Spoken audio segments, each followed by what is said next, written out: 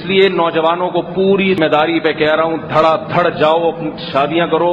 مجھے پتا ہے بہت سے لوگوں کو یہاں غصہ آ رہا ہوگا کہ ہماری اولادوں کو بگاڑ رہا ہے، آنے دے غصہ، میں پرواہ نہیں کرتا، کیونکہ خدا کی قسم میرا دل چاہتا ہے میں کشکول لے کے کھڑا ہوں آپ کے سامنے، روؤں آپ کے سامنے، ہاتھ جوڑوں۔ شریف خاندانوں کے گھروں میں جو زنا ہو رہا ہے اور جس طرح اولاد زنا کی طرف مائل ہو رہی ہے، اللہ کا واسطہ دے کے کہتا ہوں، اللہ کا واسطہ دے کے کہ اپنی اولاد کو جہنم کی آگ سے بچاؤ تم۔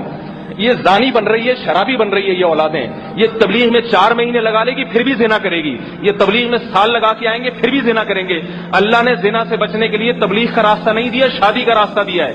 خانقاہوں میں بیٹھ کے بھی یہ زنا کرے گا، خدا کی قسم زنا کرے گا یہ، کیونکہ اللہ نے زنا سے بچنے کے لیے شادی اور نکاح کا راستہ دیا ہے، خانقاہوں کا محاسبہ مراقبوں کا راستہ نہیں دیا۔ قرآن میں جہاں بھی زنا سے بچنے کا حکم ہے آگے شادی کا حکم ہے۔ اس لیے میں کہہ رہا ہوں نوجوانوں سے جو کما رہے ہیں، جو بیوی کو رکھ سکتے ہیں اپنے خرچے پہ، ماں باپ کو اطلاع دیں، ان کو اعتماد میں لے کے کریں، ثواب ملے گا۔ اگر ماں باپ روکتے ہیں، ماں باپ کی ایک نہ سنیں، اس میں نکاح کرو، خدا تمہارا ساتھ دے گا۔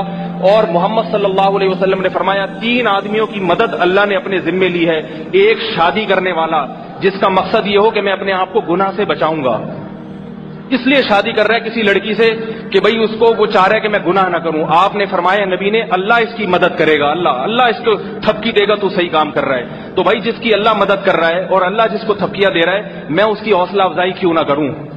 میں نے علم اس لیے حاصل نہیں کیا کہ معاشرہ جو کہہ رہا ہے میں اس کے پیچھے چلنا شروع کر دوں، میں نے علم اس لیے حاصل کیا ہے کہ میں جو اللہ اس کے رسول کی بات آپ تک پہنچاؤں، آپ کو اچھی لگتی ہیں سنیں، ورنہ کہیں اور مسجد میں جا کے بیان سنا کریں۔